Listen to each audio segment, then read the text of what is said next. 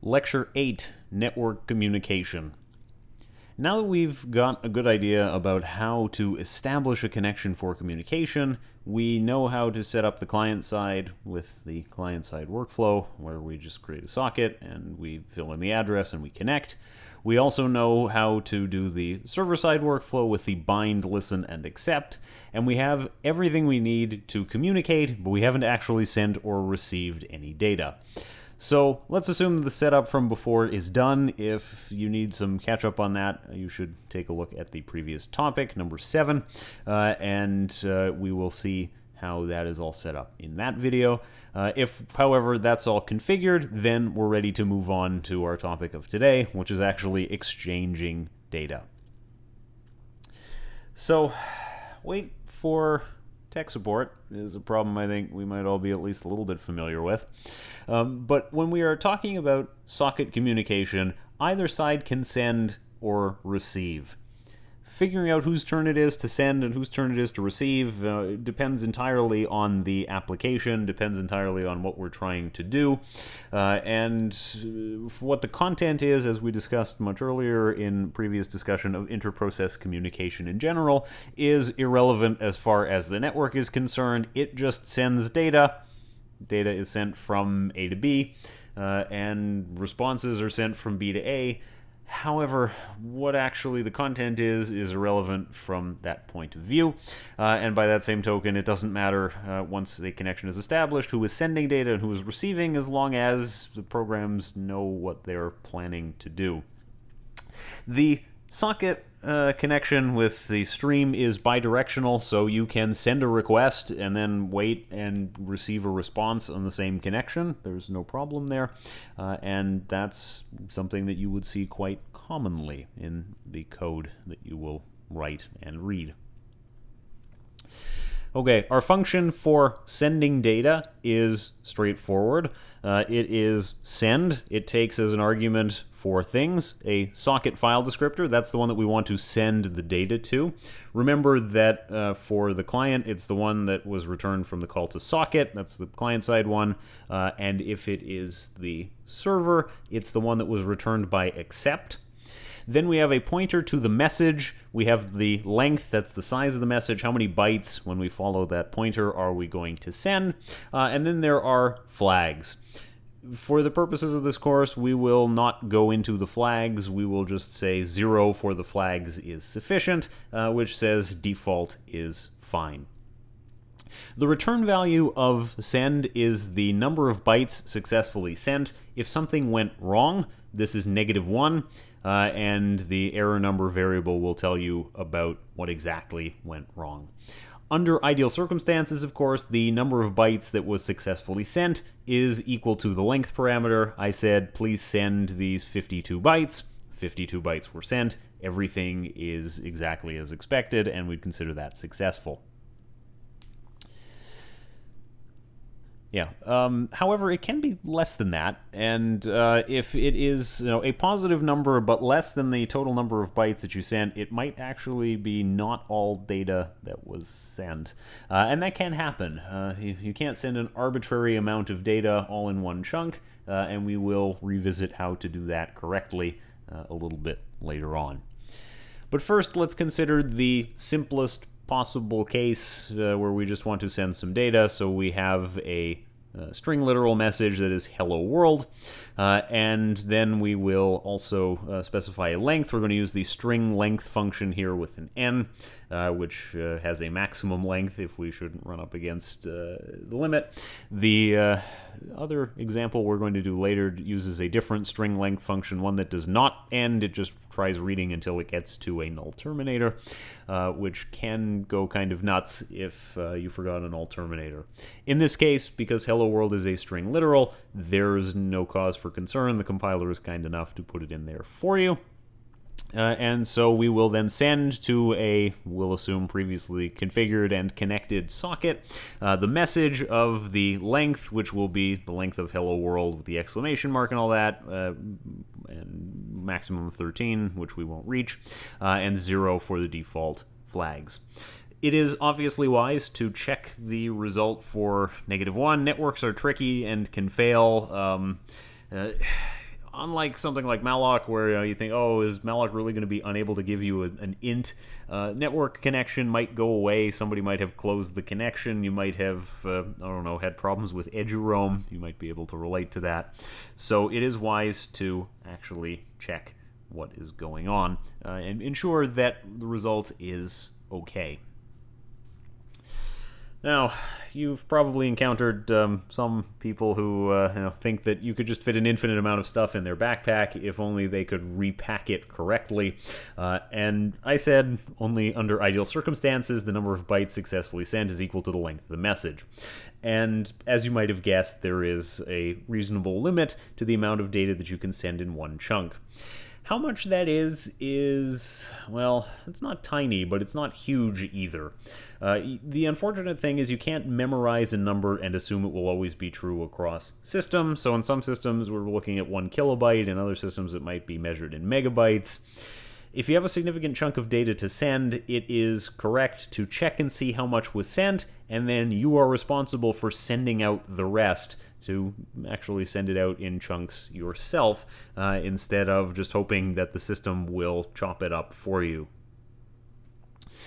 So, yeah, if we have a number, if I told you a number, you would say, oh, well, it's less than that, and then you might get burned by that at some point later on.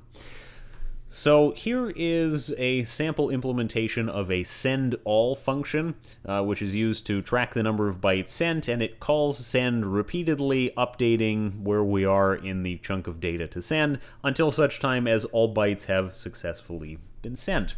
And this send_all function is something that you want to sort of take with you everywhere you go that you're going to do socket programming. It is something that you will always find to be useful. So we start off by allocating a total for how many bytes we've sent, and bytes left starts off as length, that is the size of the provided buffer. And as long as the total is less than the length, we will send a chunk. We'll try to send as much as we possibly can, so we might be specifying we want to send 100 megabytes. Obviously, we can't be sure that we'll send all of that at once, and n will be assigned the value of how many we actually sent. If that's -1, break out of the loop. We've reached the end of the buffer. There's nothing else to do. And if n is then something other than -1, we will increase the total by the amount that we have sent, and we will decrease the bytes left by the amount that we have successfully sent. And then this function actually updates length to be the total to return the number actually sent. So if something went wrong and we only sent a partial amount of bytes, it will tell you how many bytes we successfully sent, and you would know how far you got in the transmission of that message. But otherwise, yeah, send_all is the correct way to do this, because send is called in a loop as many times as is necessary until such time as we actually have sent everything we are supposed to send. So send is somewhat straightforward. Receive is a little bit more complicated. Receive also takes 4 parameters, and it is, as you would expect, the mirror image of send. Receive specifies a socket where we want to receive data from. For the nth time, the socket for the client side is the one you created with socket. For the server side, it is the one created by accept. We have a buffer. That's the destination where the data goes when we receive it. The length, the maximum size of the buffer that we're going to write this data into.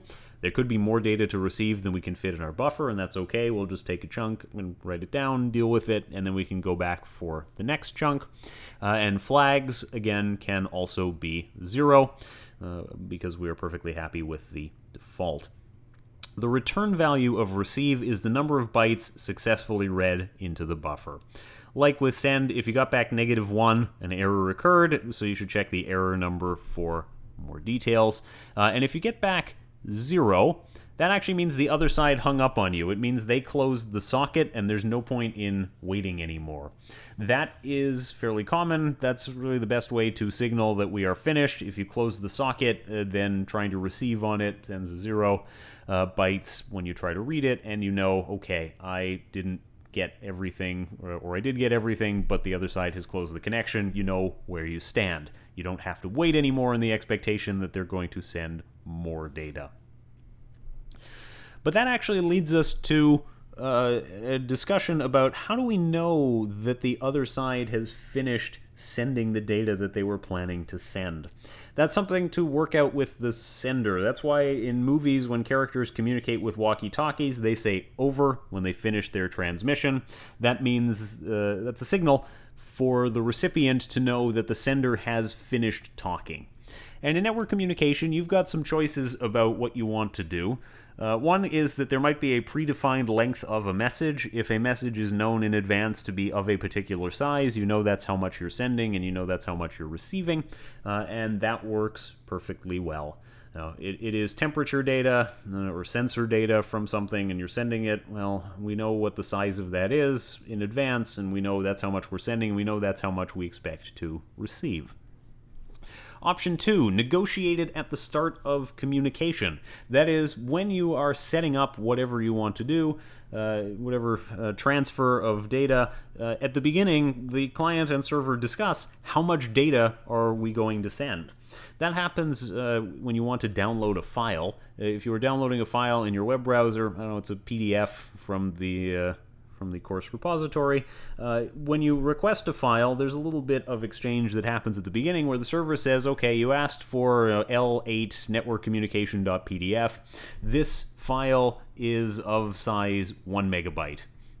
Okay. And then as the client, as the web browser, when you're downloading the file, you know how big the file is in total, and then you can also show a nice bar graph or progress bar that shows to the user what is our progress in downloading this file. Now, if it's 1 megabyte, it's over with pretty much instantly. If your internet connection is not very slow, but you get the idea. That if that is communicated in advance, it helps us to know, do we have the whole file or do we not? You may have observed sometimes when you download a file that you don't get that information, and it just says, oh, so far I have downloaded this many megabytes of this file. That's what happens when there isn't that negotiation up front saying this is how much data you should expect. And that makes it much harder for the web browser to know, did we finish getting all of the data, or did it just get interrupted at some point? The last option, of course, is just wait for the other side to hang up. If they're going to hang up when they've sent all the data, that's our signal that says, yep, I guess we're done. Although we do have to account for the fact that network problems might close the connection unexpectedly. Okay. Suppose that you are sending more than just a string, though. We can do a string example if you want, but when it comes down to it, we're not always going to just send integers. We're not always just going to send basic types. Can you do a fancy thing and write directly to a struct by making the buffer location, the location of a struct, and the length the size of that type? So instead of having a buffer where you copy data into the buffer and then send the buffer, can you just read a struct directly and send a struct directly and receive a struct directly? Sure, but that doesn't make it a good idea. This requires that the representation that you receive over the network to be exactly the same as your struct. That means that ints have to be exactly the same size, and there can't be padding between members of the structure, and there are a lot of things there that you just can't count on. The idea of sending a struct just directly sort of in raw format, just its ones and zeros, and expecting to reconstruct it identically on the other side is unrealistic. There are some systems that require things like 16-byte alignment of fields, and so you can have wasted space in your structs that you wouldn't ordinarily notice, but pose a problem if you tried to do this. A more sensible approach is that you serialize your data in some way, so you convert it to some intermediary format, and then you deserialize it on the other side. And good example of one of these serialization protocols is, of course, JSON, Jason Voorhees, the Serialize killer. And serialization converts the data to this byte representation. It can later be reconstructed using a deserialization process. And this means that you aren't expecting any weird things about what the memory layout of the recipient system looks like. XML is an example of an intermediate format that would make a certain amount of sense. you might not like XML, you might prefer JSON. You could pick anything, really. The idea being that you just write the message to send into this new format, you send that new format, and then you decode it on the other side, and that means that there is a well-understood way of formatting the data and sending it so that systems that don't use the same architecture, who don't use the same software, can communicate easily, because there exists a library to serialize outgoing data and deserialize incoming data for that language, and you are not dependent on any particular representation of that data. In a practical scenario, there's no need to write your own serialization or deserialization routine. There exist libraries like protobuf that are designed explicitly for this purpose, and you should pick a good one and you should use it. There's no reason why you should ever try to reinvent this unless you have an extremely good reason. But for the examples that we want to think about, we're either sending a small amount of data in a string representation, or we're sending some data in integer representation, or we're just sending binary data. If you are sending a file, you are downloading a file. It is a Linux ISO that you're going to burn onto a CD because it's 10 years ago and people still do that. Well, you're just getting the binary representation of that data, so it doesn't have to be converted. You don't have to pack it and unpack it or anything like that, and you're just saving it to a file anyway, so that's fine. It only gets weird when you want to exchange data over the network that needs to be formatted and needs to be a struct, and it's going to be used in the program. So let's go over to an actual example. Now that we know how to send and receive, we've learned our function prototypes of sending and receiving data between a parent and a child process. Okay, this example is, I will say, dramatically more complicated than the previous code examples that we've looked at. The previous code examples that we looked at were usually small and sort of fit onto one screen, but now we actually have a significant amount of work to do in this program, and there's a lot of steps and a lot of moving parts, so it will look quite complicated. It also introduces a number of things that we haven't spent a lot of time talking about in terms of working with C, so we're going to make a couple of detours to talk about those things here as well. All right, we have a number of different include directives to make all of our network stuff work. You'll note the presence here on line 3 of the inet.h that's used for things like the host to network conversions. We have the socket header as well, syssocket.h, and netdb.h is also required for functions to have their definitions. And to tell you about what the program is supposed to do over its lifetime, the process creates a child process. Fine.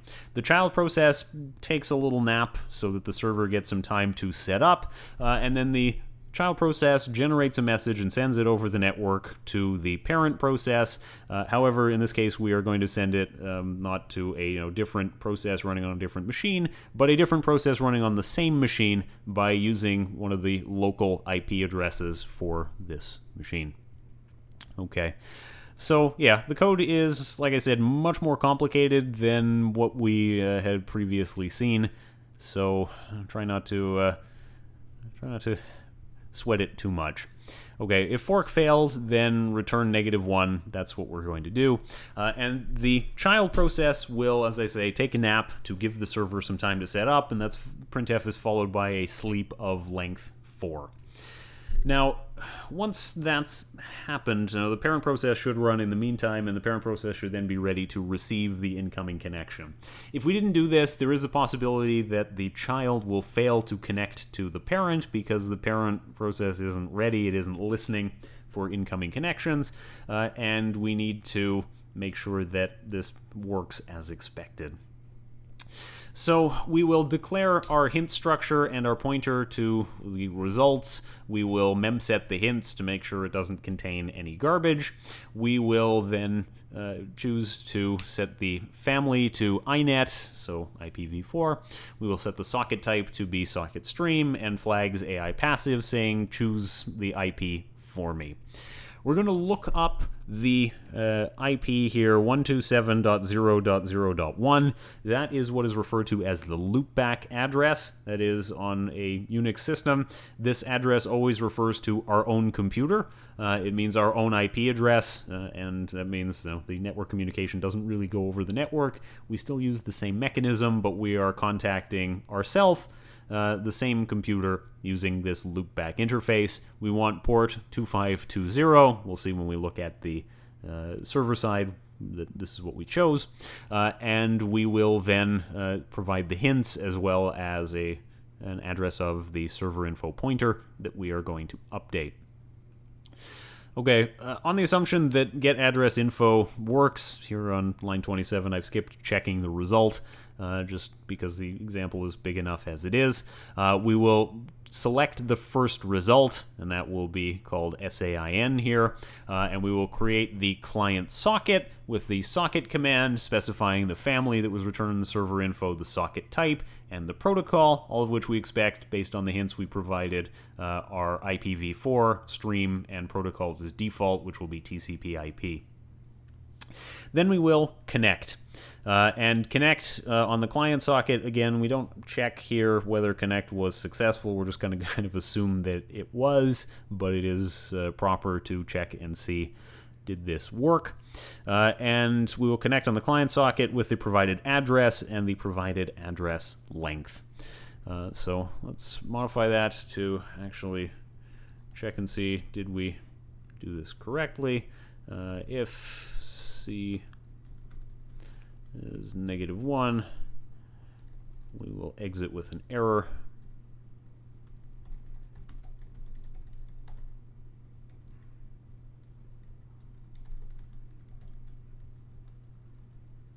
Okay. Then we will create a message. And the message here, we're just going to malloc 20 characters. We will memset it to all be 0. And then here on line 38 now, we're going to do string printf. This is something we haven't done before, but it is entirely analogous to printf, where printf writes to the console and fprintf writes to a file. Sprintf writes to a string, and it's the way that you would compose a string in C. So I have message and then some number that I want to include in there, and it's going to be message 1138. And so I use sprintf to format that string and then write the result into the character array message that we have declared. Once that's done, we're going to send it via the client socket. We will send to the client socket this message, and we will send the length of the message as string length message. So this just continues until it gets to a null terminator, but it doesn't count the null terminator in the length of the string. Hence the +1, because we want to send it with the null terminator, and 0 for the flags. Then we close the client socket because we're done. We can deallocate the message buffer that we declared, and we can also deallocate the server info, because as the client, as the child process, we are now finished. So the client workflow in the child process, to recap, is we will look up the address. In this case, it is the loopback address, but we will still get a reference to it in programmatic form with get address info for port 2520. We will create a socket. We will connect that socket. We will prepare a message. We will send the message, and then we can close and exit. So in this case, the child process only sends data. It doesn't receive any response at this point. It's fire and forget kind of behavior. We're not interested in checking that the message was okay. If we wanted to do that, we would then, after the send, put a receive, where we would try to receive a message if there was one being sent back. But for this simple example, there is not. So let's go on to the parent process. And the parent process is, again, following the server workflow. So we will declare a struct socket address in, and we will say we want it to be IPv4, and we want port 2520, and we want to listen on any valid address for this system, which includes its actual IP addresses as well as the loopback interface 127.0.0.1. We will initialize a socket, IPv4 socket stream default transport, so TCP/IP. We will bind that socket. We should check to see if bind succeeded or failed, just because there is a possibility that if someone else wanted to use that socket right now, we can't, and we might have to pick another port if that bind failed. We will listen. We'll have the backlog allowed here to be 10. And then we have a new socket file descriptor declared. We will declare a buffer received, and we will accept incoming connections. Now, if the client is still sleeping at the time when we get to here line 56 and accept is called, the server process is blocked at this point until a connection is established. And that's normal expected behavior. We don't want to go on until we have a message, so it is a synchronous receive. And when we have actually received the incoming connection, we're going to clear out this buffer. We will receive data into the buffer up to a maximum of 20 characters, and then we will print the buffer that we have received. In this case, %s is used to represent a string, so if you want to include a string or a character array in your printf, it's done with %s as shown here. And then we close the new socket file descriptor. We can deallocate the received buffer, and we can close the socket that we were listening on. And then we're all done. Okay, I know this example has increased somewhat in difficulty over previous ones, but if we break it down into the client and the server workflows, it's manageable. So let's try compiling and running it. One of the things that's noteworthy about this, and I'll point this out here, is that we have to add an extra command line parameter to make this work as expected when we want to use get address info. Unfortunately, there's not always super strong agreement about how all of the libraries and everything should work in C, and sometimes we have to add an extra parameter in the command line arguments. For an assignment or anything like that, we usually provide it for you in the make file, but since I'm typing it out here by hand, I have to add it myself. And this is one of those things that you will simply have to Google if you want to find exactly what the argument you need to add is, but its dposixc source is this, and that will allow it to compile as it should. And then we are ready to run it. And the child process will take a nap, as it's written there, to give the server some time to set up. And the server receives this message 1138, which is the thing that we created with the string printf. So I hope this example has illuminated in some detail how the send and receive workflows work. In the example that we just went through, we really only send one time. Now, we should be using the send-all function, and we are only accepting one incoming connection, and then we are going to exit. Again, more typically, you would accept in a loop, where you accept an incoming connection, you handle that in some way, and then you can go on to the next thing if you are ready to do so. Okay, we know how to send and receive data. When we're done, we just call close on our sockets, and that's the end of it. We have learned how to communicate using the network. All right, I will circle back very briefly to the subject of datagrams. Perhaps you think that calling is for old people and we just want to text people. So there are two related functions that you can use for this purpose. If you don't want to establish a communication channel and you've just set something up as datagrams, there are send to and receive from functions. And given what we've covered, I don't think these should be very surprising. Send to takes all the usual arguments for send, but it also then takes an address, which is the destination, and receive from has all the same things as receive, but it has two additional arguments which are updated with the from location. if you care about those kinds of things, you can use them. We will not be focusing on datagrams in this case. It is just included here for completeness, and I don't want to spend a whole lot of time going over how to use datagrams. We will just use the stream kind of communication. Incidentally, if you do call connect on a datagram socket, then you can actually skip some of this. Then you just use the regular send and receive operations. You still get UDP, the unreliable transport mechanism, but the source and destination don't have to be added every single time. So that can save you a little bit of hassle, at least in terms of how much you have to write in specifying the destination and all of that. And one of the upcoming assignments will focus on this topic, and that's no moon. Okay, so curl me maybe. In most situations, we don't really work directly with sockets. I mean, it is important to know. I think that this is extremely valuable to know, and it really is an important part of systems programming. But for a lot of the things that we want to do with network communication, doing it with the sockets level is very primitive. We have to do sort of all of our own dirty work, and it is unpleasant. It is more likely that we want to use a library for this purpose, and we're going to talk about curl.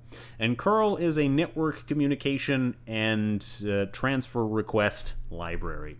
Thing is that this is for the client side only.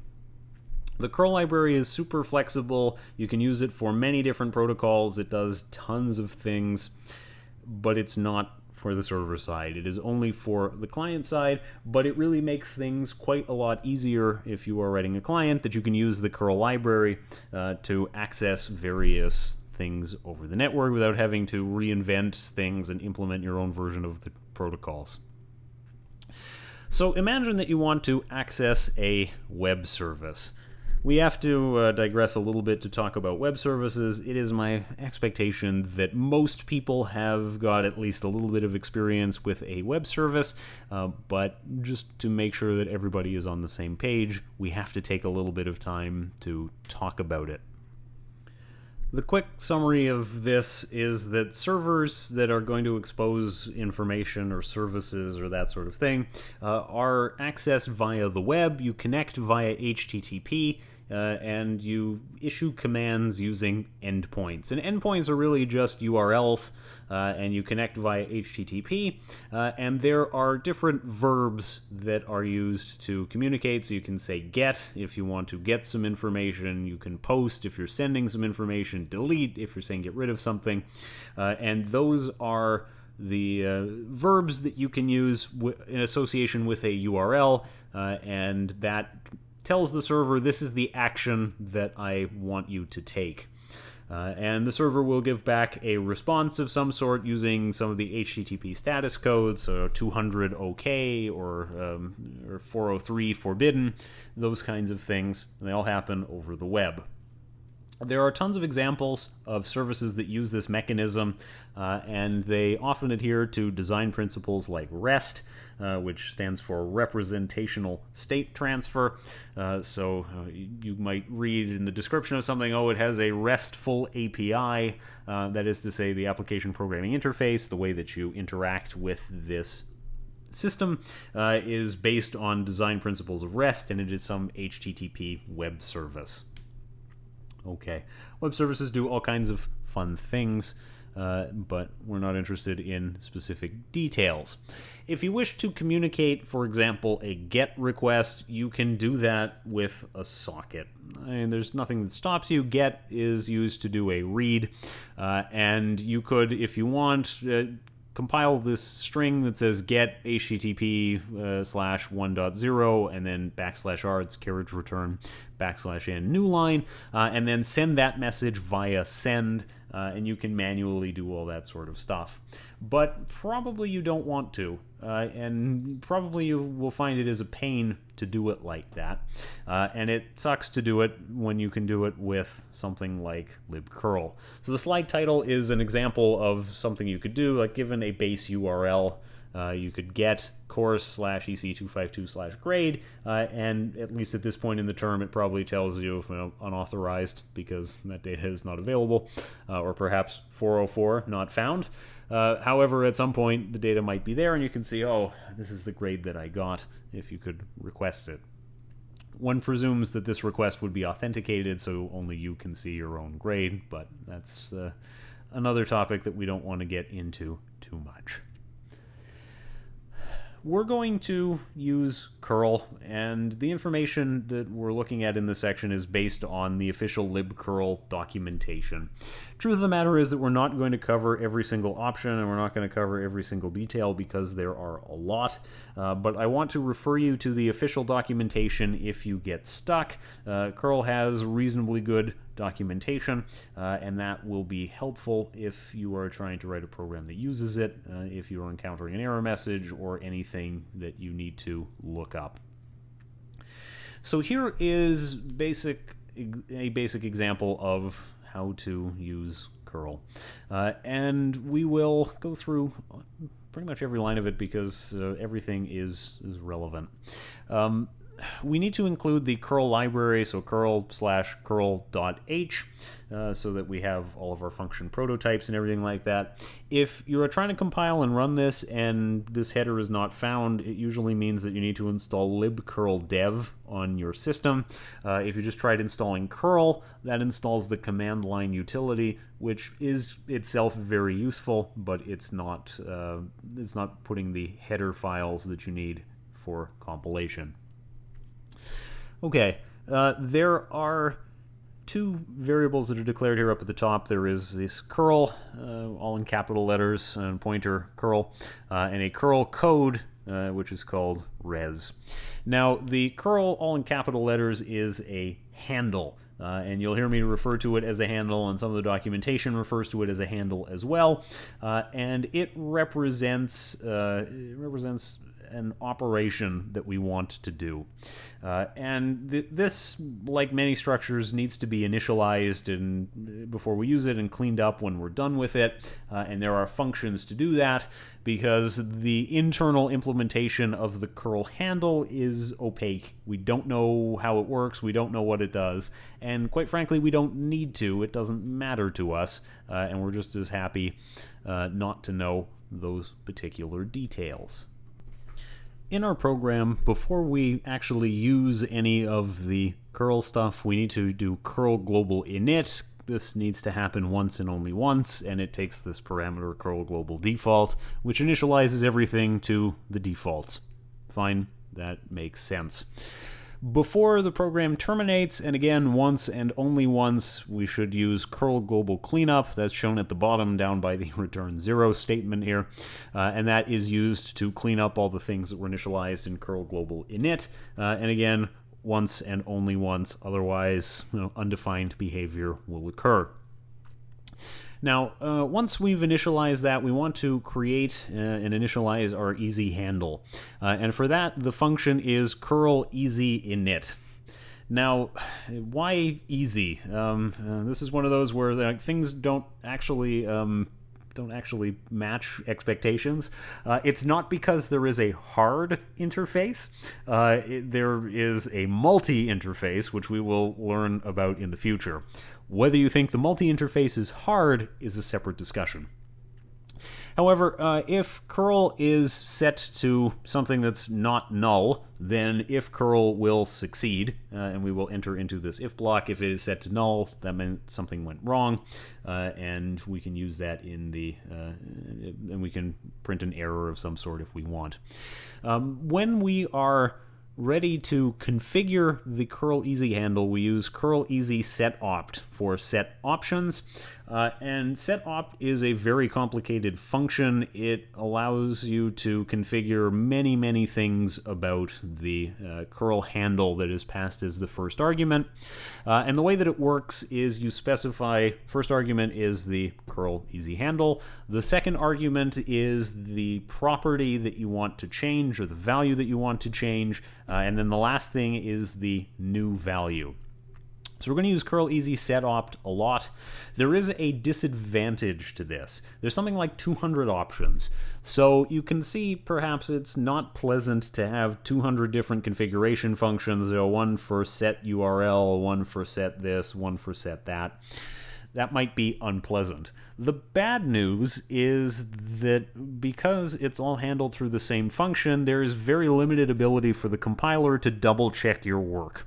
You could set curl opt URL and then -7, and it would be accepted because it conforms to curl easy setopt, even though you should expect that a string literal or a character array or something is provided to be a URL. Otherwise, what happens, I don't know. So it is a drawback that it does simplify the API. There are a lot fewer functions that you have to worry about, but it limits the compiler's ability to help you and check that you have assigned the right things in the right places. So anyway, the only mandatory thing that we absolutely must set is the URL, and in this case we're setting it to this dummy URL example.com. You can in fact visit example.com, and it's very boring. It just says this is a placeholder page that you can use in demonstrations and serves no purpose. Fine. Once we've done all of our setup, in this case it is the very minimal setup, we're setting up only the one option, then we can use curl easy perform, and that says start the request. So a handle represents a request. We declare a handle, we initialize a handle, we configure a handle. When it's ready, then we start that request with curl easy perform. That's the step that actually sends data over the network. It's the one that says do the work, do what was requested. Curl easy perform is blocking, so we will wait while the network communication takes place, and we will then be able to proceed only when a result is there. Curl easy perform so does whatever we asked it to do. By default, this is an HTTP GET, and it does get of example.com, and that downloads the content that is sent back from this website. Okay, we're going to check the result, and we will then check and see if the result is not okay. If the result is not okay, there is a printf here to the standard error output, and it says curl easy perform failed, and then there is a %s format specifier, and the argument is curl easy string error with the curl code result. This is, again, a function that makes things a little bit nicer for you. Curl easy string error interprets an error for you, making it easier to understand what happened, which I think you will find is easier than Googling what does this number mean, or Erno is this, what does that mean? I'm going to have to look it up in the documentation. So having a user-friendly interpreter of what has gone wrong is something that you might appreciate. If everything went okay, the response code or the result code is curl e okay, and then we can go on. In this case, we are done. There's nothing else to do, so we proceed to curl easy cleanup. This is the one that pairs with curl easy init. It cleans up an easy handle and makes sure that everything is dealt with. It is possible to reuse a handle instead of deallocating it and allocating a new one. There does exist curl easy reset, but that's not relevant in this scenario because we don't need that. It is a one-time thing. And then we get to the end where there is the global cleanup. All right, and as just discussed, you can recycle, reduce, and reuse. You can reuse a handle, although you might want to update the options. And if you want to clear all the settings, there is curl easy reset. Setting up callbacks. Almost certainly, you want to do something useful with the data that you received. And that's one thing we could do is we receive some data and then process it in some way. The other thing we could do is we want to send some data where we're sending it to the remote server. To do that, we need a callback. And we could have a read callback and we can have a write callback, depending on the direction that we want to go. If you're not entirely familiar with the concept of a callback, it is similar to the idea of what happens when you tell someone something like, when you're finished, call me back, right? You called them and they were in the middle of something, oh, we're eating dinner right now, can we call you back when we're done? And when a certain condition is fulfilled, they finished eating dinner, they phone you. Okay. In the context of the curl library, we are telling the curl handle what we would like to happen when the appropriate time occurs. So there are read callbacks and there are write callbacks. And the read callback is used when you upload data to the server. This is usually an HTTP post operation, but it could be a different verb. The write callback is used when you're receiving data from the server. This is again usually a get operation, but once again could be a different verb. And you may set up read or write callbacks or both for any operation, and you can have different callbacks for different ECE handles. So when we set up one of these callbacks, we're saying when this condition is fulfilled, do this thing. The condition that we are talking about generally is connection being established. So when we have established a connection to the remote server and we want to send some data, when the connection is established, the callback runs to upload that data. When we have established a connection to a server and we want to read some data, that's the upload, and the write is used for download. So when we've established a connection to a server and we received some data, it's the write callback that makes sense. The thing about it is, deciding between read and write is maybe not super obvious. What makes sense is a question of perspective. And this is another thing where it's easy to trip up. So the read callback is when we are reading data locally to send to the remote server. The write callback is when we're writing data locally that we have received from the server. You could easily make an argument that it should be the other way around, but it's important not to get confused, and you should be thinking from the perspective always of the client, of the curl library, and that is when we want to send some data, we are reading it. When we want to receive some data, we're doing something with it, that is a write callback, and don't get those backwards. And a write callback is based on the following function signature. So whatever you want to configure as a write callback has to conform to the function signature shown here, because the function in question takes a function pointer to configure it. And so it has the following characteristics. It has a return type of size t. This represents a size, and you may treat it as an integer. You can call it anything you like, same as with a signal handler. The name is up to you, your free choice. And it takes 4 parameters. The function that runs as the write callback. A pointer to whatever data we received. The size is always 1. NMEMB, the number of members, so it's the size of the data. And then there is a user data pointer, which is an arbitrary structure that we get to deliver to this function. And so if you want to get some data from the network and write it into a file or something like that, well, you do it by configuring a write callback. What you do is you copy the data from pointer, PTR, into a destination, and you specify the destination using user data, something to that effect. So yeah, you pass in the name in the user data pointer of the file you want to write to, and our implementation of a write callback should know how to make use of the user data type. This will hopefully be a bit better illustrated when we do an example.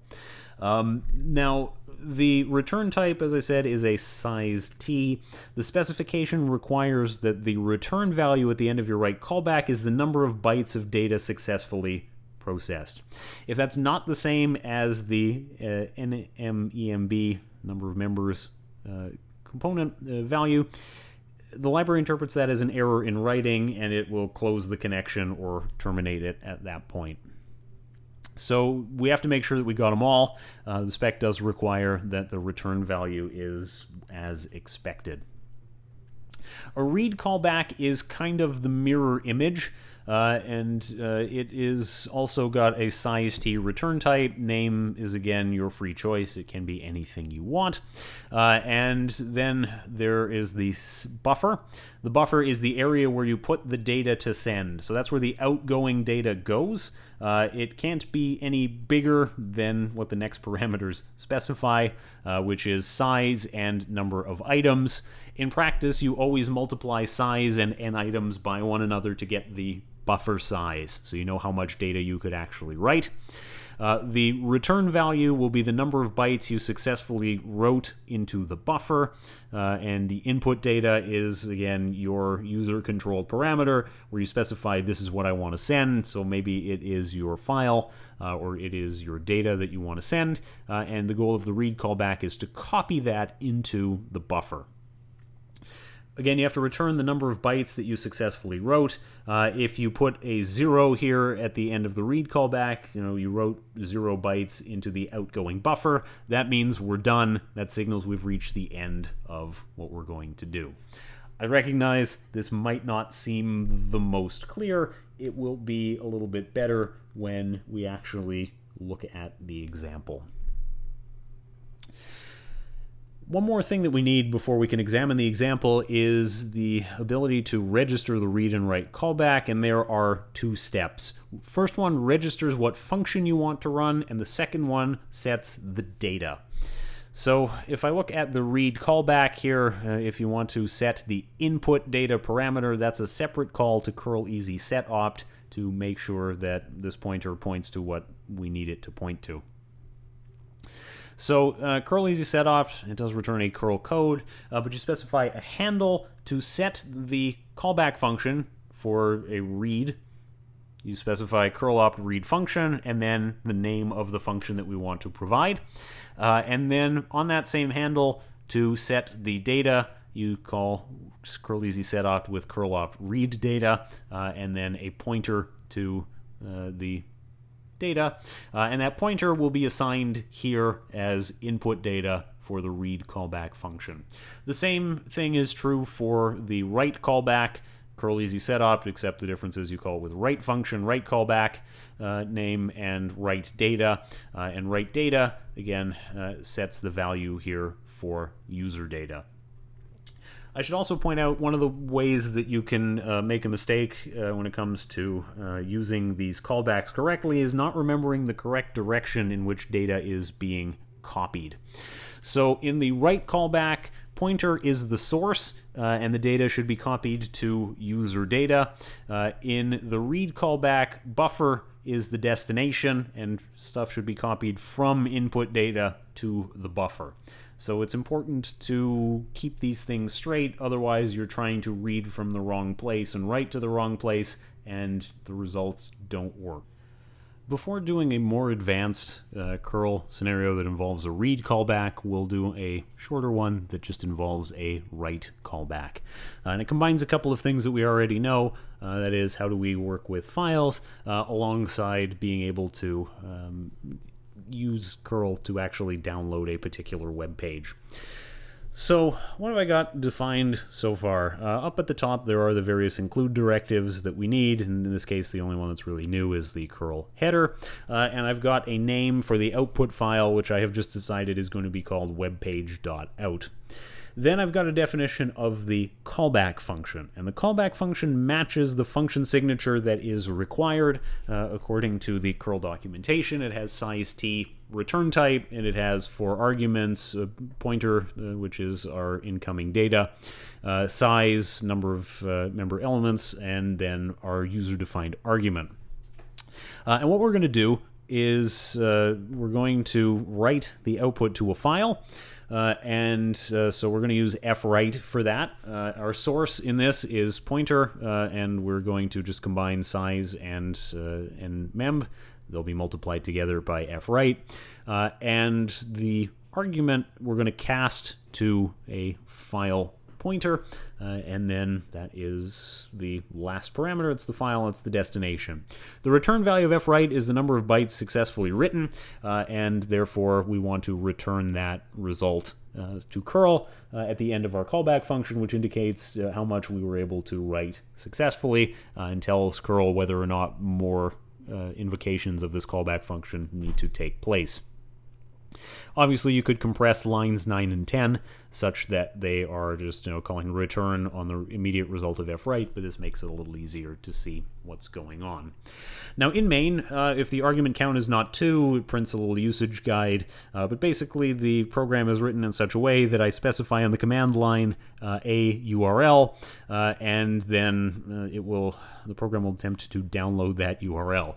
So it will open the output file, it will curl global init as expected, it will create an easy handle, it will configure it, and configuration says the URL is whatever was provided as the first argument, and that is expected based on what I said the program does. We will define the write function to be this callback function, and we set our write data to be the file, because that matches to what I wrote the callback function to do.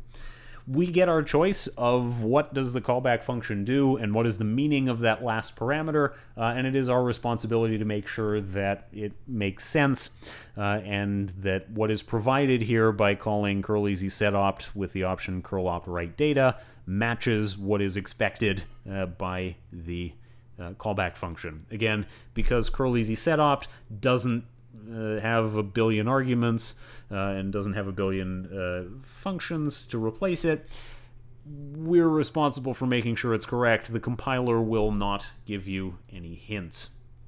And I see now that I need to close the file F, so I will add an F close here at the end when we're done after the curl easy perform cleanup and curl global cleanup. So let's compile this and run it.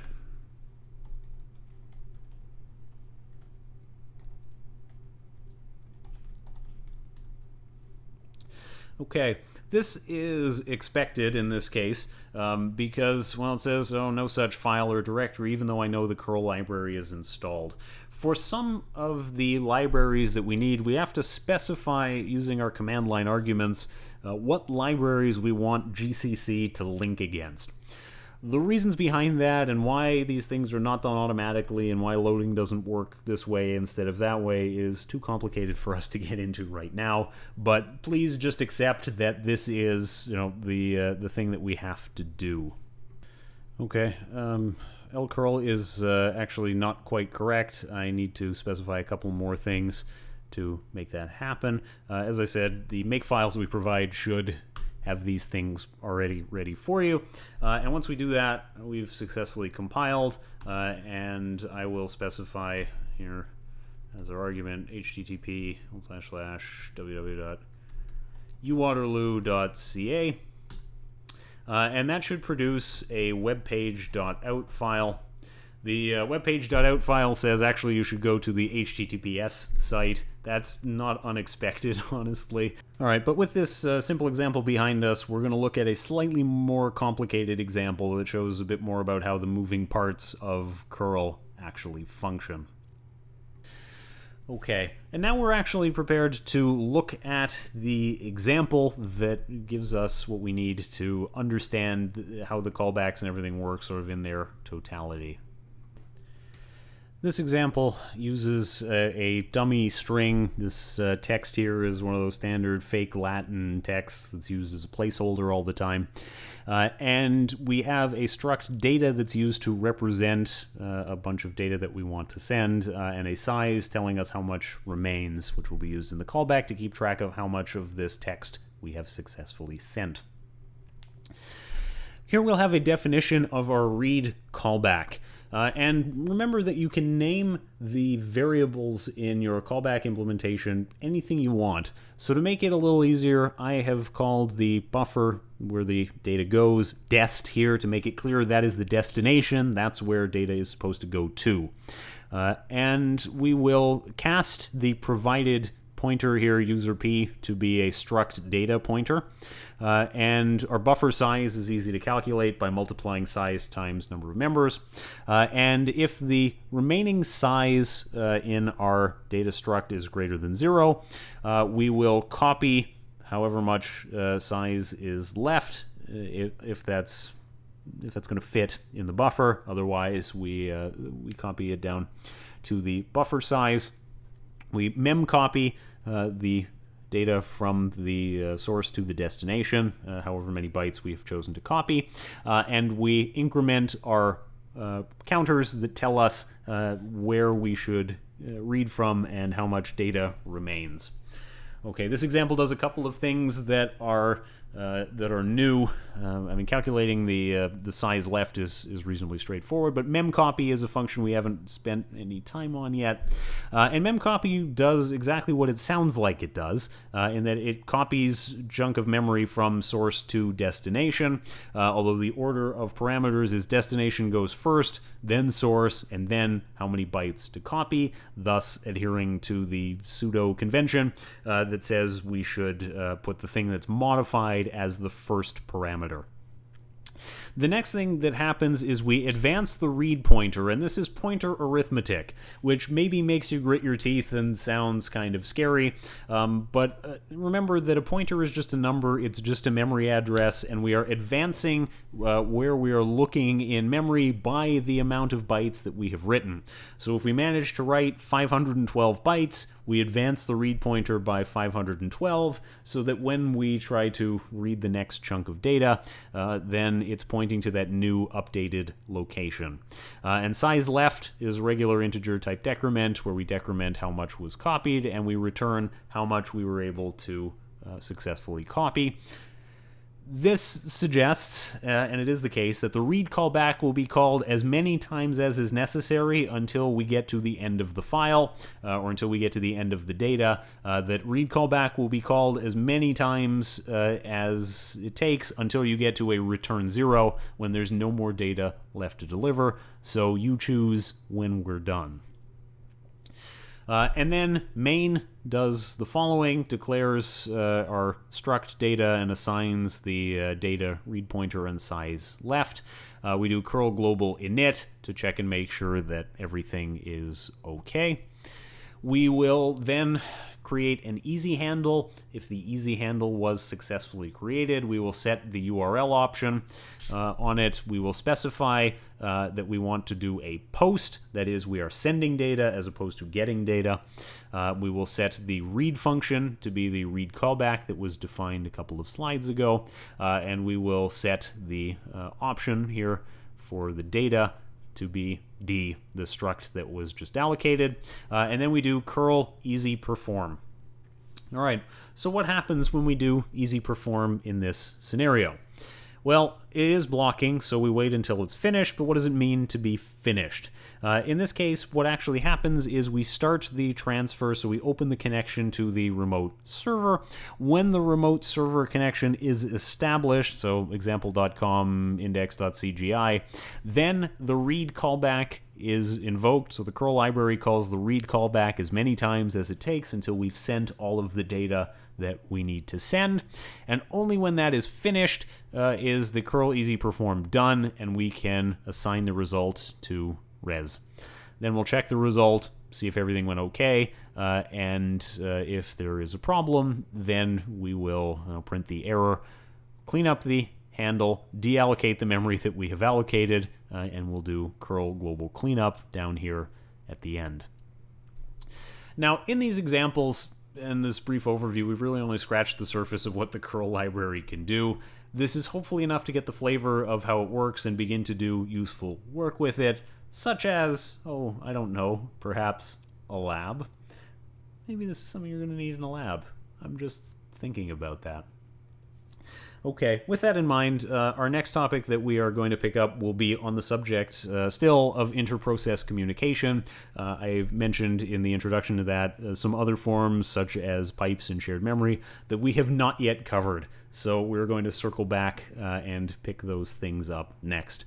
So see you in the next video.